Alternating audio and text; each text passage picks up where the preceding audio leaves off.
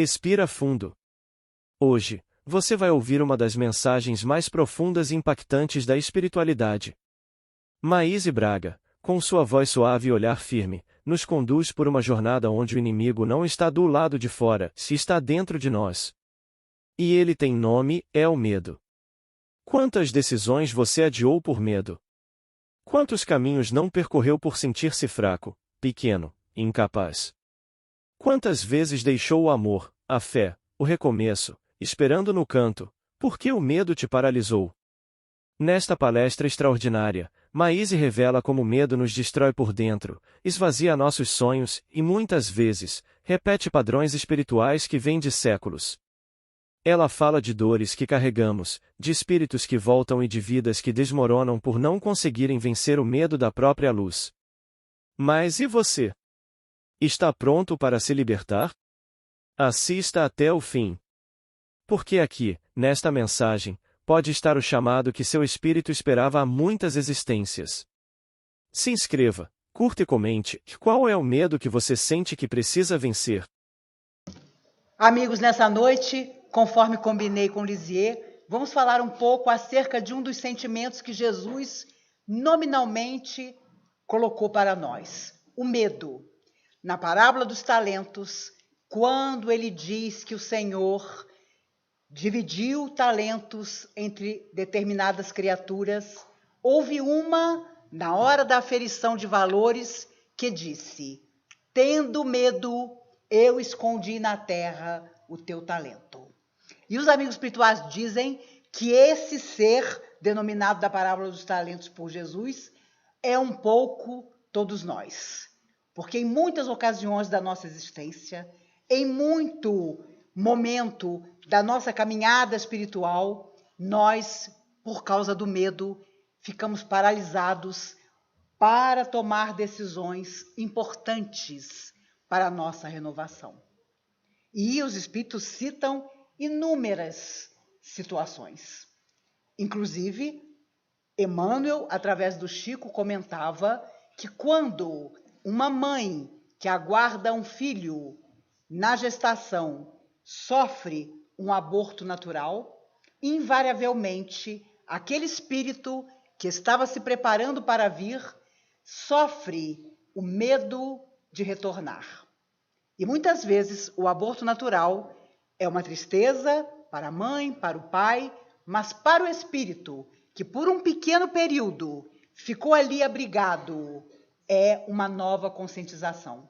Porque quando ele vê frustrada aquela vinda, ele, enfim, se enche de desejo de realmente recomeçar. E, invariavelmente, lembrava Emmanuel, uma nova gravidez trará o mesmo espírito que anteriormente sofreu o aborto natural. Porque, dessa vez imbuído de uma nova realidade, ele insiste novamente e é abrigado para os 9 meses de gestação e o renascimento. Mas, quando nós sentimos medo, os amigos espirituais nos recordam que é como uma grande sombra, portas adentro da nossa alma. Porque nós sempre achamos que as circunstâncias são mais difíceis. Nós achamos que o outro tem um poder sobre nós que não tem, e nós não conseguimos mentalizar o dia de amanhã mais positivo. Tudo isso o medo nos causa. E os amigos espirituais afirmam que, além do medo, só a ira consegue fazer uma destruição maior dentro de nós.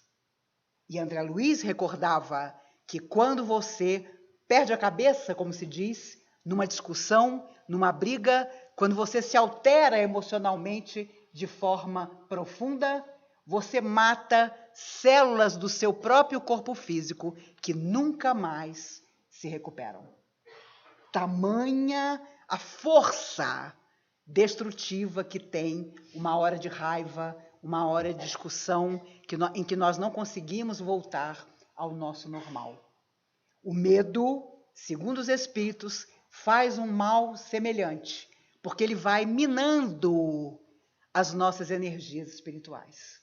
ele vai nos dizendo intimamente, sem que ninguém perceba, que nós não seremos capazes para o dia seguinte, para a próxima empreitada, para a realização daquele sonho que almejamos, e aí vamos cada vez mais tendo grande dificuldade em disfarçar o próprio medo que sentimos da vida. Como nós vivemos uma época decisiva em que a humanidade precisa desta vez avançar, evoluir, porque o próprio planeta onde ela está precisa avançar também, os estados de medo são quase que permanentes.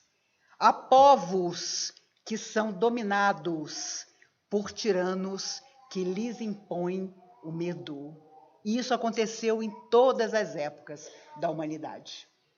Porque aqueles que aparentemente detêm o poder e a maldade sabem que através do medo impedirão que as pessoas reajam e possam buscar a verdadeira felicidade, que é uma felicidade comum a todos. Muito antes da Segunda Grande Guerra Mundial começar, em 1939, em 32, 33, os judeus já eram perseguidos dentro da Alemanha e em vários países da Europa, porque sempre houve preconceito em relação a esse povo. E quando presos, os soldados alemães faziam questão de lançar pela janela das casas das pessoas que estavam sendo presas malas que, caindo lá embaixo, se abriam e dali saíam roupas, muitas vezes joias, muitas vezes dinheiro, e eles juntavam todos os vizinhos e diziam: vocês veem? Os judeus são ladrões, olhem só o que existe nas malas que eles guardam nas suas casas. E através desse medo de estarem sendo vizinhos de pessoas que podiam roubá-los, quando, anos depois, a Segunda Guerra começa e os campos de concentração surgem, não só na Alemanha, mas também nos países que a Alemanha passou a dominar pela força, os vizinhos eram os primeiros a denunciar aqueles seus vizinhos judeus. E foi algo que durou durante os 5 anos de guerra. Na verdade, 6 anos, porque a guerra só terminou em 45. O medo instalado fazia com que você não conseguisse, nem dentro da própria família, confiar em ninguém. O medo faz isso. E por isso, todos os povos que vivem sob ditaduras vivem o medo, porque é do medo que se alimenta a pessoa que aparentemente detém um poder que para ela parece eterno. Joana d'Arc, contam os amigos espirituais, ao ver a fogueira à sua frente, pediu às forças do bem que lhe dessem força para não demonstrar medo, caminhando para morrer queimada, porque ela tinha fé, mas era uma menina. E, naturalmente, o medo surgiu em seu coração. Entretanto, ela foi na direção da fogueira, porque ela sabia muito bem que precisava, ela, sua alma eterna, dar aquele testemunho de coragem. Quando, interpelada pelos sacerdotes da época, que já tinham decidido que a matariam através do fogo e que diriam a todos que ela era uma bruxa, quando interpelada por eles, ao lhe perguntarem: esses espíritos, essas almas, esses santos que você vê, aparecem para você sem roupa alguma, desnudos? E aquela menina, que não sabia ler nem escrever, vencendo o medo que a dominava, respondia: creis então, na vossa pouca fé, que Deus não tem com que vesti-los? E os sacerdotes se calavam, impressionados com a coragem daquela menina. Porque eles sabiam muito bem que o medo que impunham a ela era quase impossível de ser vencido, mas ela conseguia, por causa de toda uma proteção espiritual que naturalmente Tinha. E vai no rumo da fogueira, e os amigos espirituais contaram, muito tempo depois, através de Chico Xavier, que no momento em que o fogo começava a tocar-lhe o vestido, a veste, do alto desce uma chuva de luzes para ela, para que não sentisse o fogo a dominar o seu corpo. Ali estava, na hora final, o merecimento para todo o medo que ela havia vencido, por tudo que ela havia passado na mão dos seus algozes. Quando no desencarne, após a nossa recuperação, depois que estudamos no mundo espiritual e que planejamos uma nova existência, temos que vencer o medo. O medo de não encontrar ninguém que nos ame a ponto de nos receber como pai e como mãe. O medo de voltar em situação adversa àquilo que a nossa alma, às vezes acostumada com facilidades, pretenderia.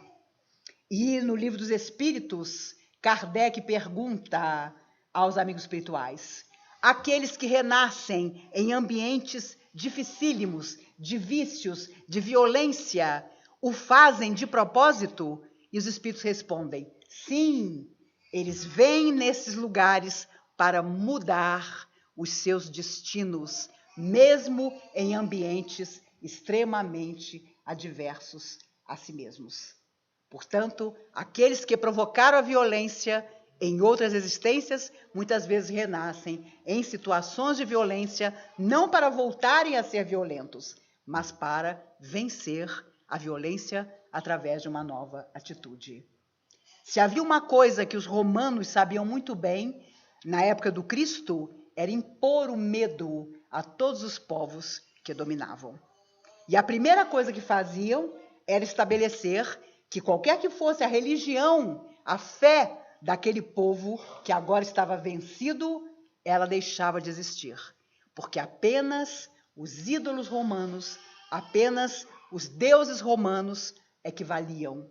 E é óbvio que quando você tira a possibilidade de alguém manifestar aquilo em que crê, você torna a pessoa amedrontada de tudo. E Jesus chega numa época como essa, em que os escravos eram a maioria, um povo absolutamente dominado. Os romanos acreditavam que aquilo nunca ia mudar, portanto, jamais se preocupavam em dirigir os destinos das pessoas de uma outra maneira que não fosse através do puro medo. E é por isso que quando nós, no mundo espiritual, com paciência e cuidado, também dos nossos protetores espirituais, começamos a planejar um novo mergulho na carne, é natural que sintamos medo. Medo por aquilo que nós não conseguimos fazer em vidas que se foram. Medo por aquilo que nós estamos prometendo e que muitas vezes algo em nós diz que vai ser muito difícil cumprir. Medo da própria situação social que nós vamos encontrar. Medo de estarmos de novo num corpo de carne, num planeta que se avizinha de uma etapa definitiva para a sua evolução. E é claro que todos nós atualmente encarnados na Terra, e somos 7 bilhões, sabíamos disso, que viveríamos essa época difícil, essa época problemática, individual e coletivamente, em que percebemos, talvez pela primeira vez em muitas existências, que não basta só ter fé. É preciso autoconhecimento, é preciso buscar muitas vezes a terapia para a nossa mente, para a nossa alma, para que nós nos entendamos em definitivo, para que nós não saiamos mais uma vez do corpo de carne através da morte física, da mesma maneira que tantas vezes nós saímos, equivocados, confusos, cheios de culpa por aquilo que fizemos de errado e principalmente por aquilo que nós poderíamos ter feito e não fizemos. Uma certa madrugada, Chico voltava para casa e 2 ladrões o interceptaram. Ele, tarde da noite, havia psicografado até tarde, estava retornando quando os ladrões o seguraram e, sem identificá-lo de imediato, disseram a ele: dê tudo que você tem para nós. E o Chico começou a rir. Meu filho, eu não tenho nada. Não é possível, o senhor tem que ter alguma coisa. Pode colocar os seus bolsos para fora. O Chico colocou os bolsos para fora. Não tinha uma moeda. E um começou a discutir com o outro. Mas não é possível, essa hora da madrugada, nós pegamos alguém que não tem nada para nos dar? Como é seu nome, incompetente? Chico. Como é seu nome? Chico Xavier. Chico Xavier? Você é o Chico Xavier? Sou eu mesmo, meu filho. Um ladrão olhou para o outro e disse: o que você tem aí no bolso? E o segundo ladrão disse a ele: eu não vou dar nada para você. Nós estamos assaltando desde 7 horas da noite, é madrugada. O que você quer? Eu tenho aqui 3 relógios, um dinheiro, passa tudo para mim. E o segundo ladrão: ah, não, você não vai dar para ele, passa tudo para mim. O segundo ladrão dá tudo ao primeiro ladrão, e o primeiro ladrão enche as mãos do Chico dizendo: leva, seu Chico, é tudo que nós roubamos desde que a noite começou. Mas o senhor leva, que eu sei que o senhor vai tornar tudo isso leite para as suas crianças. E o senhor faz um favor, o senhor reza por nós. E o Chico disse: meu filho, é claro que eu rezo. Os dois se ajoelharam na mesma hora, na frente do Chico, colocaram as mãos em posição, e o Chico teve que fazer uma prece ali, no meio da rua, escura e deserta. E mais tarde o Chico contava: não deu nem tempo de ter medo, porque quando eu disse meu nome, eles logo me encheram de dinheiro, de relógio, de tudo que eles haviam roubado para me entregar. Em verdade, hoje, nos dias em que a violência parece estar em muitos lugares onde nunca esteve, nós temos medo. Temos medo de sair à noite. Temos medo quando nossos filhos saem à noite, ou quando nossos netos saem. Se tocamos o celular para um deles e ele não atende, já imaginamos bobagens. Porque a verdade é que a mídia, o dia a dia, tudo nos convida a estarmos amedrontados. Porque parece que as coisas difíceis vêm se avolumando e todos os dias se sabe de uma grande tragédia. Quando eu era bem pequena, em 1961, eu tinha menos de 3 anos, uma moça apaixonou-se por um rapaz sem saber que ele era casado. E quando descobriu que ele era casado, exigiu que ele se separasse para casar com ela. Naquela época não havia divórcio, apenas desquite. E o rapaz, enrolando a moça, disse: olha, eu vou tentar, eu vou me separar, mas você tem que esperar um pouco. Ela percebeu que ele não se separaria. Planejou uma vingança. Descobriu onde ele morava, aproximou-se com uma desculpa da esposa do rapaz, começou a frequentar a casa dele sem que ele soubesse. Ele tinha uma filha de 4 anos e uma menor. E ela perguntou certa vez à esposa dele: qual das duas o seu esposo gosta mais? E ingenuamente a esposa disse: ah, ele adora a Taninha, a nossa menina de 4 anos. Ele gosta muito da outra, mas a Taninha é a sua favorita. Esta moça foi buscar essa criança na escola dias depois, dizendo aos donos da escola que tinha ido buscá-la por pedido da mãe da menina. Levou-a para o matadouro, a matou e ateou fogo a seu corpo. Ela foi presa no dia seguinte e foi conhecida como a Fera da Penha. Ela hoje tem 82 anos, está ainda encarnada, mora num subúrbio do Rio de Janeiro. Recentemente ela foi fotografada, alguém a reconheceu e a fotografou na rua. E os vizinhos dizem que ela não sai de casa em hipótese alguma. Ela não abre as janelas.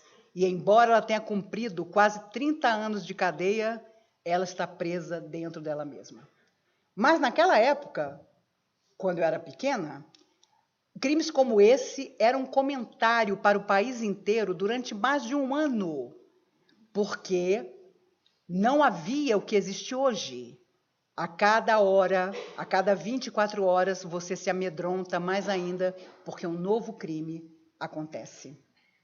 E Dona Laís Capilé, uma antiga trabalhadora de nossa comunhão, uma oradora extraordinária, desencarnada no mês passado, com mais de 96 anos, ela era a única que a Fera da Penha permitia que entrasse na sua cela, onde ela ficou presa por muitos anos. E a Dona Laís Capilé lia uma página do Evangelho segundo o Espiritismo, toda vez que ia visitar a Fera da Penha. E as freiras que tomavam conta do presídio eram impressionadas. Nossa, Laís, você tem uma vibração muito linda, apesar de ser espírita. Porque como que essa mulher consegue gostar da sua visita? Ela não deixa que ninguém a visite, só você.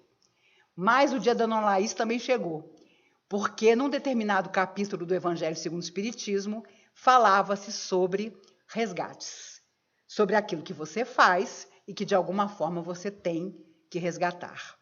E quando chegou nessa hora, a Fera da Penha disse a ela: o quê? Quer dizer que além de ficar presa esses anos, um dia eu vou ter que encontrar de novo aquela menina? Eu vou ter que passar talvez por uma coisa igual ao que eu fiz ela passar? E a Dona Laís disse: olha, pelo amor nós conseguimos vencer, mas quando não conseguimos é através da dor. Ela colocou Dona Laís Capilé para fora da cela e nunca mais deixou Dona Laís entrar. E Dona Laís, muito triste, porque durante tanto tempo havia visitado a Fera da Penha, disse à madre: madre, mas por que, meu Deus, que ela me botou para fora? E a madre superiora disse a Dona Laís uma frase que eu guardo comigo até hoje. Disse a ela: Laís, quando a alma não quer, nem Deus pode fazer nada. E a verdade é que às vezes nós dizemos: ah, se o meu mentor me ajudasse, se o meu mentor aparecesse, se eu sonhasse com alguém me dizendo o que eu devo fazer, se na hora de fazer uma bobagem eu fosse impedida por alguma força estranha. É um engano. Quando nós estamos dispostos a não fazer o bem, ninguém nos segura. Mas quando nós vencemos o medo que há dentro de nós e nos dispomos de todo o coração a mudar o nosso destino, conseguimos. E é por isso que os espíritos lembram que todos nós que atualmente estamos num corpo de carne, tivemos a oportunidade de revisar algumas vidas nossas, muitas delas recuadas, de 800 anos atrás. E com toda essa informação, planejamos essa atual existência. Por isso, aquele que pelo medo separou pessoas que se amavam, hoje está sozinho. Por isso, aquele que em outra vida dominou as pessoas através do medo, que era uma verdadeira hipnose para as almas que o cercavam, hoje padece de graves enfermidades inexplicáveis para a medicina. Porque em todas as circunstâncias, onde nós impusemos a nossa vontade pelo medo, o retorno é certo. Aquilo retorna para nós, muitas vezes através de situações e vivências que aparentemente nesta vida nós achamos que não merecemos. E não duvidemos, ainda existe, mesmo entre os mais jovens, a certeza de que o medo consegue brecar as pessoas, colocá-las num canto sem que dali elas consigam sair. O número de adolescentes e pré-adolescentes que, principalmente nos Estados Unidos, têm buscado o suicídio por sofrerem de bullying através do computador ou nas suas escolas, aumenta de forma absurda. Porque há meninos de 12, 13, 14 anos que, pelo medo que impõem a colegas, conseguem levá-los até mesmo ao suicídio. Portanto, não é algo que desapareceu ou que nas próximas gerações depois da nossa melhorou. Ao contrário, existem outras formas de tornar o medo uma arma, que faz com que meninos de 9, de 11 anos tirem a própria vida, porque não têm coragem de voltar à escola, de enfrentar os colegas que os humilham através de racismo, através da aparência física, porque tem alguma dificuldade de se expressar. É enorme o número de relatos que cada vez mais acontecem e está acontecendo no Brasil também. Por isso, quando nós ensinamos aos nossos filhos e netos a não terem medo, a serem eles mesmos, nós estamos prevenindo até mesmo um suicídio, uma perda gravíssima que nós precisamos evitar a todo custo. Os suicidas passam por um longo processo de hipnose para esquecer de alguma maneira o que fizeram a si mesmos, de renovação psíquica que leva às vezes muito tempo para enfim voltar à Terra. E voltam invariavelmente trazendo no corpo, na mente, as sequelas graves do gesto praticado. Por isso os espíritos dizem que 100 anos não são suficientes para o resgate de um suicídio. É muito importante que quando nós falamos de ter medo, nós saibamos que também existem as questões espirituais. Também existem aqueles que, ao se aproximar de nós, espiritualmente falando, nos afetam profundamente com suas energias e nos amedrontam de todas as maneiras. Todas as vezes que alguém nos diz que nós não somos capazes de fazer alguma coisa, isso também é impor a nós o medo. Eu estou assim profundamente emocionada com a quantidade de espíritos desencarnados que estão nessa plateia. Muito maior do que o de encarnados. Vocês me permitirão beber uma água, parar por alguns minutos e sentar. Quando a gente vê mais gente morta do que viva,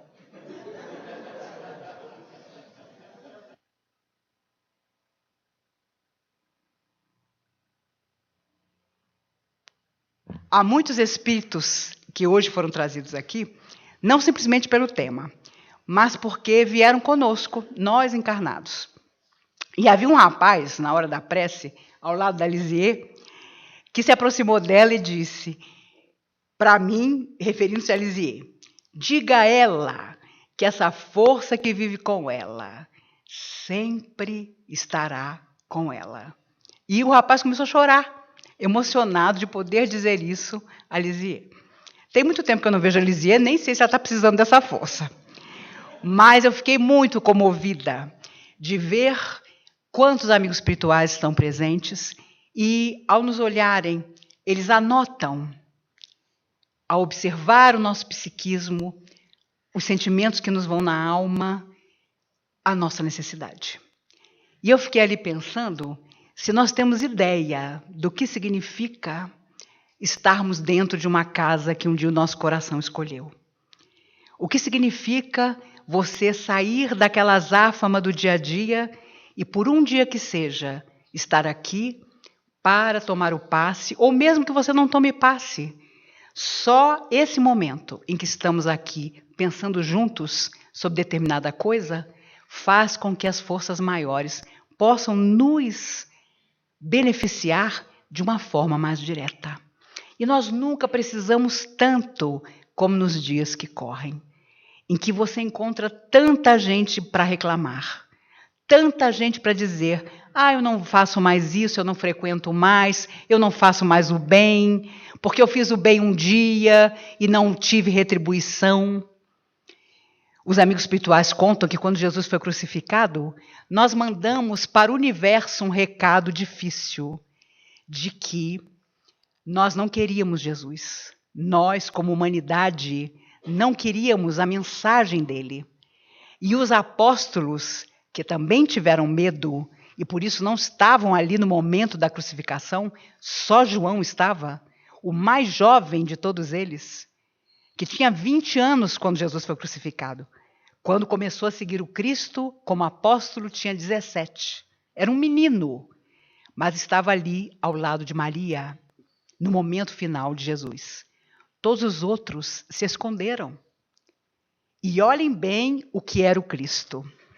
Se fosse eu podia ser crucificada, mas depois que eu aparecesse de novo para os meus discípulos, a primeira coisa que eu ia dizer, mas onde é que vocês estavam? Para começar, eu já não seria crucificada. Porque eu confesso a vocês que na hora que fosse chegar perto da crucificação, na hora que eu visse como é que eles iam bater as minhas mãos e os meus pés naquele madeiro, eu imediatamente já ia dizer, acabou. Acabou. Adivinha? Adivinha quem sou eu? O comandante do mundo. Jesus era o governador da terra e submeteu a tudo isso. Emmanuel, através do Chico, diz uma coisa linda. Ele diz que às vezes nos esquecemos de que Jesus foi anunciado por uma estrela.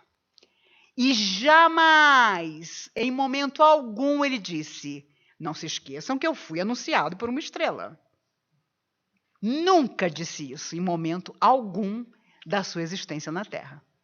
Qualquer um de nós usaria isso como recurso. Na hora que Pedro ameaçasse negar, olha a estrela que me anunciou. E Pedro talvez recuasse. Mas Jesus sabia que seria a negação de Pedro que o tornaria forte para ser a pedra do cristianismo depois que aquele momento de medo passasse. Por isso, quando nós pensamos no medo que Maria sentiu, e os espíritos amigos dizem que quando ela viu Jesus agonizando na cruz, a única coisa que ela pensava o tempo todo era: onde estavam os que tinham sido beneficiados por ele? Ninguém. Onde estavam todos aqueles, multidões, que o haviam ouvido? E toda vez que eu penso nisso, eu me lembro dos espíritos amigos que nesta casa sempre disseram que muitos de nós, os espíritas de hoje, os enamorados dessa doutrina maravilhosa que é a doutrina espírita e que nos aponta tantos caminhos maravilhosos, estávamos naquele dia do Sermão da Montanha. Ouvimos da boca do próprio Cristo as maravilhas e fizemos outra coisa completamente diferente das nossas existências. Não só naquela existência, não. Em muitas outras. Por isso nós ainda estamos aqui. Numa última palestra no sábado à noite, eu lembrava que há um livro chamado Os Exilados de Capela, que narra exatamente o que aconteceu com Capela, um planeta distante de nós, e que passou há muito tempo atrás por esse processo que a Terra está vivendo agora, de depuração, de aperfeiçoamento. E muitos daqueles que não conseguiram evoluir em Capela foram convidados pelo próprio Cristo para vir à Terra. E aqui fizeram seu destino. Calígula era um exilado de Capela, foi um dos homens mais cruéis que Roma conheceu. Leonardo da Vinci, esse gênio, era exilado de Capela também. E tinha depressões naquela época dele, não se chamava depressão. Tinha tristezas profundas, porque desenhava avião, helicóptero, coisas de que ele se lembrava de Capela e que ele sabia que não veria naquela existência. Mas, na nossa época de mocidade espírita, há muitos anos atrás, a gente costumava brincar. Eu acho que eu fui um exilado de Capela. E tinha gente que tinha orgulho disso, porque não lia direito. Porque se você era um exilado de Capela, você já era um fracassado de Capela e um fracassado aqui. Porque você estava agora na comunhão espírita participando de uma mocidade desde a época que o mundo é mundo. Às vezes a gente se orgulha de coisas porque a gente não pensa melhor. E a verdade é que quando somos confrontados com nós mesmos, todas as nossas teorias desaparecem.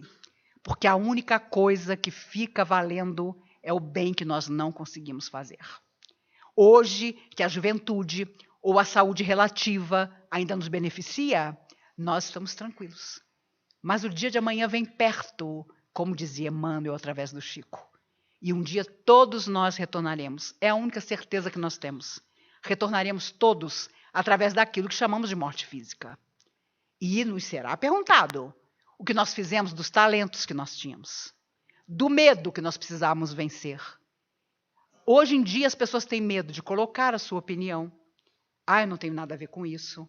Eu vou ficar quieto. Fulano está errado, mas quem sou eu para falar alguma coisa? Eu vou criar problema com fulano. Eu quero viver bem com todo mundo, mesmo podendo evitar coisas graves que aconteçam.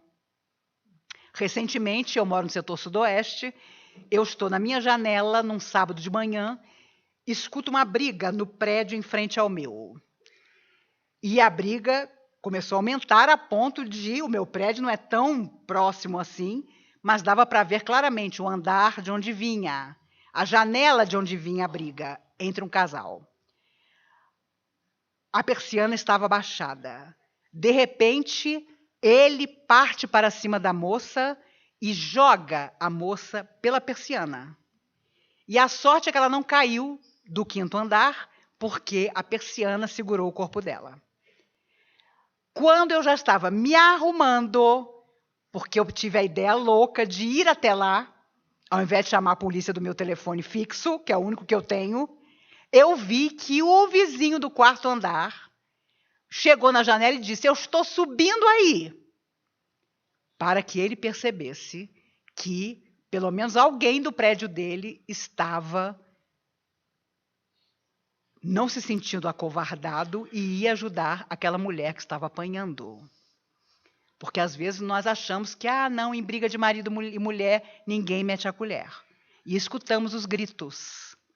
No meu prédio, há 2 anos atrás, numa manhã silenciosa, eu e outros vizinhos começamos a escutar uma menina sendo espancada. Depois soubemos, era uma menina de 9 anos, espancada pela própria mãe. E é claro que todos nós descemos, o porteiro também estava escutando, fomos até o apartamento. É claro que a mãe que batia na menina nos olhou como se nós fôssemos as últimas criaturas da Terra, mas com certeza naquele dia nós evitamos um mal maior. E não contente, eu contei isso numa palestra aqui, e uma pessoa que estava na plateia era a responsável pela vara da infância do Sudoeste. Não por acaso. E ele me passou o telefone pessoal dele, porque se aquilo se repetisse, sendo ela mãe, sendo o que fosse, era preciso vencer o medo. Porque imagine o pavor dessa criança de 9 anos. E existem milhares de relatos em que pai e mãe, ou pai, padrasto ou madrasta, perdem a noção de si mesmos e batem até matar. E não adianta dizer, isso foi um resgate daquela criança. Isso, aquela criança tinha que passar por isso. O escândalo é necessário, mas ai daquele por quem o escândalo vier. E com que consciência você vai dormir se você souber que podia ter evitado e não evitou? Parece bobagem, mas não é bobagem não. Porque há muita gente que precisa que alguém lhes diga, pare. Não faça isso. Você não tem o direito, mesmo sendo pai, mesmo sendo mãe, muito menos sendo marido ou sendo mulher. Porque quando você vai ver as pesquisas, há um número muito menor de mulheres que matam os seus companheiros. Mas o número de homens que matam as companheiras não para de crescer. No mês passado, fui fazer uma viagem e no caminho para o aeroporto, o taxista da minha quadra contando. A senhora sabe, lá em Santa Maria, onde eu moro, esta semana, 3 maridos mataram as suas esposas. 3. Em uma semana. Então, quando nós permitimos que o medo nos impeça de exigir as mudanças necessárias na sociedade, exigir uma educação que tem que começar muito antes de alguém formar uma família, casar-se, tem que começar na infância, tem que começar na escola, no respeito. Educação é tudo.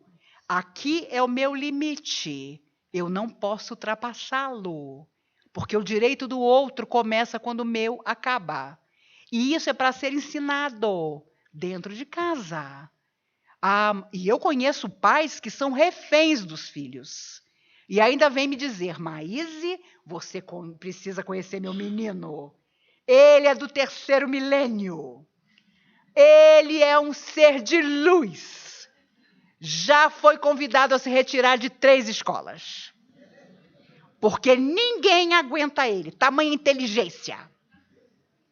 E aí o menino geralmente está do lado. Você olha para o menino. Você tem 2 minutos de conversa com o menino. E você fica pensando, será que eu digo a esse pai, a essa mãe, que esse menino não é do novo milênio? É um capiroto, mistura de capeta com garoto. E ela que está equivocada. Aquela história do exilado de Capela. Ela escutou uma palestra dizendo que todas as crianças de hoje são seres de luz. E ela acha que o filho dela também é. Mas não duvidem, meus amigos. Jesus, eu costumo brincar, passou a régua. Veio todo mundo. E nós vamos encontrar crianças que são racistas com 4 anos de idade. Uma amiga minha tem um filho de 7 anos estudando no colégio mais caro dessa cidade. Ele tem uma coleguinha loura, olho azul. Ela não deixa nenhuma menina morena sentar do lado dela.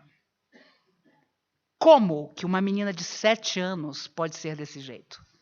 Ou ela está sendo ensinada, ou ela é uma alma eterna que tão brevemente já está manifestando o quanto ela precisa ser educada. E nós temos medo, porque conheço muitos pais que dizem, eu pago a escola para isso, eu pago o psicólogo para isso, mas eu mesmo não enfrento meu filho, porque eu não quero contrariá-lo. Ou então eu passo tão pouco tempo com ele que na hora que eu estou com ele, eu faço tudo o que ele quer. E nós estamos criando verdadeiros tiranos. E isso não começou agora, não. A minha filha tem 35 anos. Quando ela tinha 5, um coleguinha dela subiu na mesa, isso tem 30 anos, e deu um tapa na professora. E incentivou todo mundo da turma a fazer o mesmo. E o dono da escola era meu amigo. E ele me contou, quase eu vendi a escola de desgosto, porque eu chamei o pai do menino. E o pai do menino imediatamente disse, mas o senhor me chamou para quê? Eu pago essa escola para resolver as questões do meu filho. O menino tinha 5 anos. E aí ele explicou tudo o que tinha se passado na sala de aula, entre o garoto e a professora. E o menino estava sentado do lado do pai. E, claro, não queria que o pai prestasse atenção na conversa. E toda hora, pai, pai, pai, pai. E o pai dizendo, calma, meu filho, estou falando aqui com o diretor. Calma, meu filho. Até que ele vira-se para o menino e diz, meu filho, calma. Assim que eu acabar a conversa, nós saímos e eu te compro um Playmobil. Na época, há 30 anos atrás, o Playmobil era o brinquedo mais caro que existia numa loja.